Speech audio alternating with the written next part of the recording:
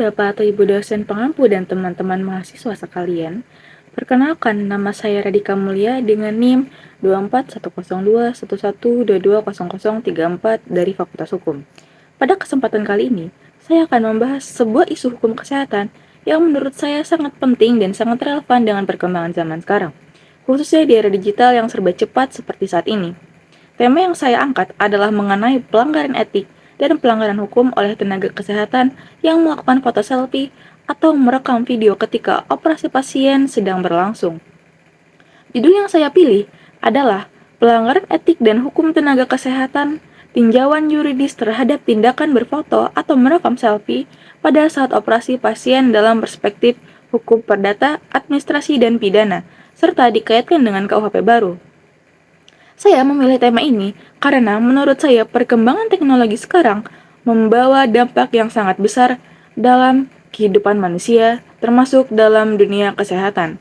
Hari ini, hampir semua orang memiliki telepon genggam dan hampir semua orang juga menggunakan media sosial. Budaya mendokumentasikan aktivitas sehari-hari sudah menjadi sesuatu yang biasa. Orang makan di foto, orang bekerja di foto, orang berpergian pun di foto, bahkan banyak aktivitas pribadi yang akhirnya dibagikan ke media sosial. Namun, yang menjadi persoalan adalah ketika budaya dokumentasi ini dibawa masuk ke ruang medis, terutama ruang operasi. Mengapa ini menjadi penting? Karena ruang operasi bukan tempat biasa. Ruang operasi adalah tempat yang berhubungan langsung dengan nyawa manusia. Di dalam ruang operasi, semua tindakan harus dilakukan dengan penuh konsentrasi, penuh kehati-hatian, dan berdasarkan standar profesional yang ketat. Ketika tenaga kesehatan justru sibuk membuat video, mengambil foto, atau bahkan berjoget sambil merekam, maka fokus yang seharusnya diberikan kepada pasien menjadi terbagi. Ini bukan hanya soal etika, tetapi soal keselamatan pasien. Selain itu, ada persoalan lain yang lebih besar, yaitu mengenai hak privasi pasien. Pasien memiliki hak hukum untuk menjaga kerahasiaan kondisi kesehatannya. Hak ini bukan hanya hak moral, tetapi hak yang diakui oleh undang-undang. Artinya, ketika seseorang tenaga kesehatan mengambil gambar pasien tanpa persetujuan, maka sebenarnya ada kemungkinan terjadi pelanggaran hukum. Dan inilah yang membuat tema ini menjadi sangat menarik untuk dibahas. Karena dalam suatu tindakan sederhana seperti mengambil foto, ternyata bisa muncul tanggung jawab hukum dalam banyak bidang sekaligus. Latar belakang dari tema ini berangkat dari fenomena nyata yang terjadi di Indonesia dan menjadi perhatian publik. Pada awal April tahun 2026, masyarakat Indonesia dihebohkan dengan beredarnya sebuah video di media sosial yang memperlihatkan seorang tenaga kesehatan di RSUD Datu Beru Takengon sedang berjoget di ruang operasi pada saat dokter sedang melakukan tindakan pembedahan terhadap pasien. Video itu kemudian viral dan mendapatkan banyak kecaman dari masyarakat. Mengapa masyarakat marah? Karena masyarakat melihat ada sesuatu yang salah dalam tindakan itu. Ruang operasi adalah tempat serius, tempat di mana nyawa manusia dipertaruhkan. Ketika ada tenaga kesehatan yang justru sibuk membuat hiburan di sana, masyarakat menilai itu sebagai bentuk ketidakprofesionalan rumah sakit. Kemudian, memberikan tindakan administratif berupa penonaktifan tenaga kesehatan tersebut dari ruang operasi. Tetapi kalau kita analisis secara hukum, persoalannya tidak berhenti di situ saja. Dalam hukum kesehatan, pasien adalah subjek hukum yang memiliki hak. Salah satu hak paling penting adalah hak atas privasi. Hak privasi ini berarti kondisi tubuh pasien, kondisi kesehatannya, proses pengobatannya, sampai tindakan operasi yang dilakukan terhadapnya adalah suatu tindakan yang tidak boleh diumbar atau didokumentasikan tanpa persetujuan. Di sini, kita harus memahami bahwa pasien dalam ruang operasi berada dalam posisi yang sangat lemah. Biasanya, pasien dalam keadaan tidak sadar karena anestesi. Dalam keadaan seperti ini, pasien tidak dapat memberikan kontrol terhadap tubuhnya sendiri. Pasien sepenuhnya bergantung pada tenaga kesehatan. Dan disinilah muncul konsep kepercayaan. Pasien percaya bahwa tenaga kesehatan akan menjaga keselamatannya. Pasien percaya bahwa kondisinya akan dijaga kerahasiaannya. Pasien percaya bahwa tubuhnya akan diperlakukan dengan hormat. Tetapi ketika tenaga kesehatan justru mengambil gambar atau video kepercayaan itu menjadi rusak. Kerusakan kepercayaan ini tidak hanya berdampak pada hubungan pasien dengan tenaga kesehatan, tetapi juga pada kepercayaan masyarakat terhadap rumah sakit secara umum. Kalau masyarakat mulai berpikir bahwa saat mereka operasi bisa saja direkam tanpa izin, maka rasa aman untuk berobat bisa berkurang, dan ini berbahaya bagi sistem kesehatan secara keseluruhan. Selain itu, era digital sekarang, penyebaran informasi berlangsung sangatlah cepat. Sekali video diunggah, dalam hitungan menit bisa tersebar ke ribuan, bahkan jutaan orang. Kerugian pasien menjadi jauh lebih besar. Bukan hanya rasa malu, tetapi juga tekanan psikologis, trauma, bahkan stigma sosial. Inilah yang membuat saya melihat bahwa kasus ini bukan persoalan sepele. Ini adalah persoalan hukum yang serius. Berdasarkan latar belakang yang sudah saya jelaskan tadi, ada beberapa persoalan hukum yang menurut saya perlu dianalisis lebih dalam. Persoalan pertama adalah bagaimana sebenarnya hukum memandang tindakan tenaga kesehatan yang mengambil foto atau merekam video pasien saat operasi tanpa persetujuan. Apakah tindakan itu hanya pelanggaran etika atau sudah masuk ke pelanggaran hukum? Karena dalam praktik, tidak semua pelanggaran etika otomatis menjadi pelanggaran hukum. Tetapi dalam kasus ini, saya melihat ada kemungkinan kuat bahwa pelanggaran etik itu juga bertransformasi menjadi pelanggaran hukum. Persoalan kedua adalah bagaimana bentuk pertanggungjawaban hukum yang bisa dikenakan. Apakah cukup dengan sanksi internal rumah sakit atau bisa sampai ke pengadilan? Karena kalau kita bicara hukum, pertanggungjawaban bisa muncul dalam 3 ranah sekaligus. Yang pertama, ranah administrasi, ranah perdata, dan juga ranah pidana. Persoalan ketiga adalah bagaimana jurisprudensi Indonesia melihat persoalan penyebaran dokumen elektronik tanpa izin. Ini penting karena kita butuh contoh nyata dari putusan pengadilan. Dalam ilmu hukum, jurisprudensi menjadi salah satu alat penting untuk melihat bagaimana hakim berpikir dan bagaimana norma diterapkan dalam praktik. Persoalan keempat adalah bagaimana korelasi kasus ini dengan berlakunya Kitab Undang-Undang Hukum Pidana Indonesia. Karena sekarang Indonesia sudah memiliki KUHP baru yang mulai berlaku efektif sejak 2 Januari 2026. KUHP baru membawa perubahan cukup besar termasuk dalam pengaturan tentang penghinaan, fitnah, dan kealpaan yang menyebabkan luka atau kematian. Semua ini menjadi relevan jika kita menghubungkannya dengan tindakan tenaga kesehatan yang merekam pasien saat operasi. Jadi dalam pembahasan ini saya ingin menunjukkan bahwa satu tindakan sederhana yaitu mengambil foto atau video ternyata bisa melahirkan konsekuensi hukum yang sangatlah luas. Sekarang saya masuk ke bagian inti pembahasan, yaitu analisis hukum. Pada bagian ini, saya akan mulai dari perspektif hukum administrasi terlebih dahulu, kemudian dilanjutkan dengan hukum perdata.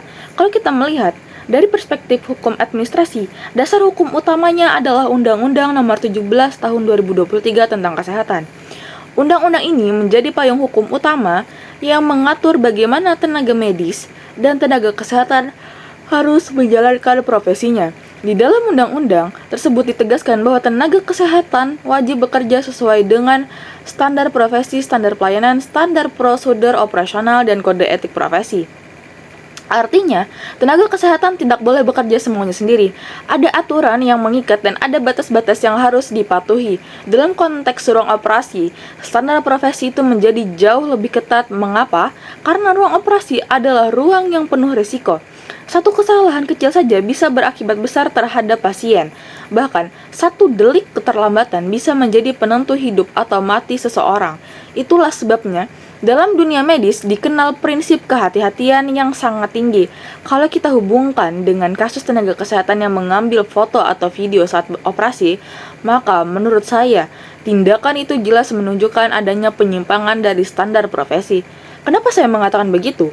Karena pada saat operasi berlangsung, fokus utama tenaga kesehatan seharusnya hanya satu, yaitu keselamatan pasien, bukan media sosial, bukan konten, bukan dokumentasi pribadi. Ketika seseorang memegang ponsel, mengatur angle kamera, mengambil video, atau bahkan berjoget, maka perhatian dan konsentrasinya pasti terpecah. Dan dalam dunia medis, konsentrasi yang terpecah adalah sesuatu yang sangat berbahaya. Misalnya, bayangkan ada perubahan tekanan darah pasien yang seharusnya segera direspon, tetapi karena tenaga kesehatan sedang sibuk merekam, respon itu pun menjadi terlambat. Akibatnya bisa fatal. Inilah mengapa tindakan seperti ini tidak bisa dianggap ringan. Selain persoalan fokus kerja, ada juga persoalan hak pasien. Dalam Undang-Undang Kesehatan, pasien memiliki hak atas kerahasiaan data kesehatan. Kerahasiaan ini sangat penting. Banyak berpikir bahwa rahasia medis itu hanya catatan rekam medis, padahal sebenarnya jauh lebih luas. Rahasia medis juga mencakup kondisi fisik pasien, tindakan medis yang dilakukan, hasil pemeriksaan sampai dokumentasi visual seperti foto dan video. Artinya, ketika tenaga kesehatan mengambil gambar tanpa persetujuan, maka itu sudah dapat dikategorikan sebagai pelanggaran terhadap hak kerahasiaan pasien. Dan dalam dunia hukum kesehatan, kerahasiaan pasien adalah hal yang sangat sakral. Mengapa? Karena ini menyangkut martabat manusia. Bayangkan, jika seseorang sedang menjalani operasi dalam keadaan tubuh terbuka, lalu tanpa izin difoto dan videonya tersebar, itu bukan hanya pelanggaran hukum, tetapi juga penghinaan terhadap martabat manusia. Dalam hukum administrasi, pelanggaran seperti ini bisa bertujuan pada berbagai sanksi, mulai dari teguran tertulis, pembinaan, skorsing, penonaktifan sementara, sampai pencabutan STR atau surat tanda registrasi, serta SIP atau surat izin praktik. Dan menurut saya, pencabutan STR atau SIP adalah sanksi yang sangat berat, karena tanpa STR dan SIP, tenaga kesehatan tidak bisa bekerja secara legal. Jadi, secara administratif saja, konsekuensinya sudah sangat serius. Sekarang saya beralih ke perspektif hukum perdata. Dalam hukum perdata, dasar hukumnya adalah Kitab Undang-Undang Hukum Perdata Indonesia. Khususnya, pasal 1365, pasal ini mengatur mengenai perbuatan melawan hukum atau yang dikenal dengan istilah unrehmatic death. Pasal 1365 pada dasarnya menyatakan bahwa setiap perbuatan melawan hukum yang menimbulkan kerugian kepada orang lain mewajibkan pelaku untuk mengganti kerugian untuk kalau kita bedah unsur-unsurnya, menurut saya kasus ini memenuhi semua unsur. Unsur pertama adalah adanya perbuatan. Dalam kasus ini, perbuatannya jelas, yaitu mengambil foto atau merekam video pasien. Unsur kedua adalah perbuatan itu harus melawan hukum. Di sini melawan hukumnya terletak pada pelanggaran hak privasi pasien dan pelanggaran kerahasiaan medis. Unsur ketiga adalah adanya kesalahan. Kesalahan di sini jelas ada karena tindakan itu dilakukan secara sadar, bukan tidak sengaja, bukan kebetulan, tetapi benar-benar ada niat untuk mengambil gambar atau video. Unsur keempat adalah adanya kerugian-kerugian. Dalam kasus ini tidak selalu harus berbentuk uang. Kerugian bisa bersifat imaterial, misalnya rasa malu, trauma, kehilangan rasa percaya diri, tekanan psikologis, bahkan stigma sosial. Kadang justru kerugian imaterial seperti ini jauh lebih berat daripada kerugian material. Bayangkan, kalau video pasien tersebut luas di internet, pasien bisa merasa dipermalukan seumur hidup. Bahkan jejak digitalnya sulit dihapus. Dan unsur terakhir adalah adanya hubungan sebab akibat. Artinya, kerugian pasien itu terjadi karena tindakan tenaga kesehatan tadi. Kalau semua unsur ini terpenuhi, maka pasien punya hak untuk menggugat ganti rugi. Yang menarik, gugatan ini tidak hanya bisa diajukan kepada tenaga kesehatan secara pribadi, tetapi juga kepada rumah sakit. Dasarnya adalah pasal 1367 KUH Perdata. Pasal ini mengatur bahwa atasan bertanggung jawab atas perbuatan bawahannya dalam hubungan kerja. Artinya, rumah sakit sebagai pemberi kerja tidak bisa serta-merta lepas tangan. Kalau terbukti rumah sakit lalai dalam pengawasan, tidak punya SOP yang tegas, atau membiarkan budaya penggunaan ponsel di ruang operasi, maka rumah sakit juga bisa ikut dimintai pertanggungjawaban. Ini penting karena dalam hukum modern, tanggung jawab institusi juga menjadi bagian penting. Rumah sakit tidak cukup hanya berkata bahwa itu kesalahan oknum. Kalau sistem pengawasannya lemah, maka institusi juga harus bertanggung jawab. Menurut saya pribadi, dari perspektif perdata, posisi pasien dalam kasus seperti ini kuat karena hak privasi adalah hak fundamental, dan pelanggaran terhadap hak privasi adalah bentuk pelanggaran hak keperdataan. Apalagi jika sampai ada bukti video atau foto yang beredar, maka alat buktinya sangat jelas. Jadi kalau kita simpulkan, sementara dari sudut hukum administrasi tindakan ini sudah cukup untuk dijatuhi sanksi profesi, dari sudut hukum perdata tindakan ini juga cukup kuat untuk digugat sebagai perbuatan melawan hukum. Dan ini menunjukkan bahwa persoalan ini bukan hal kecil tetapi persoalan serius yang menyangkut hak martabat dan perlindungan hukum pasien. Selanjutnya, saya masuk ke perspektif hukum pidana. Dalam kasus ini, ada beberapa aturan yang relevan. Pertama, Undang-Undang Nomor 27 Tahun 2022 tentang perlindungan data pribadi. Terus ada data kesehatan termasuk data pribadi spesifik, sehingga tidak boleh diambil atau disebarkan tanpa persetujuan pasien. Kedua, Undang-Undang ITE, khususnya Pasal 33 Ayat 1, Junto Pasal 48 Ayat 1, yang melarang seseorang mengakses atau mentransmisikan dokumen elektronik milik orang lain tanpa hak. Foto dan video pasien dapat dikategorikan sebagai dokumen elektronik. Untuk memperkuat analisis ini, saya menggunakan putusan Pengadilan Negeri Limboto nomor 61 garing pidana khusus garing 2020 garing Pengadilan Negeri LBO. Dalam putusan tersebut, terdakwa Mahmud Saleh alias Open dinyatakan bersalah karena membuka dan mentransmisikan dokumen elektronik milik orang lain tanpa hak. Hakim menjatuhkan pidana berdasarkan pasal 48 ayat 1 junto pasal 32 ayat 1 UU ITE. Putusan ini relevan karena menunjukkan bahwa dokumen elektronik pribadi dilindungi hukum. Kalau dikaitkan dengan kasus pasien, maka perlindungannya bahkan lebih kuat karena menyangkut data kesehatan. Selain itu, dalam Kitab Undang-Undang Hukum Pidana Indonesia, ada pasal 433 tentang penghinaan dan pasal 474 sampai 475 tentang kealpaan. Jadi, jika pasien dipermalukan atau mengalami kerugian akibat tindakan tersebut, pasal-pasal ini juga bisa diterapkan. Menurut Jaguandi, hubungan antara tenaga kesehatan dan pasien adalah fiduciary relationship atau hubungan kepercayaan. Artinya, pasien mempercayakan keselamatannya kepada tenaga kesehatan, sehingga tenaga kesehatan wajib menjaga rahasia dan martabat pasien.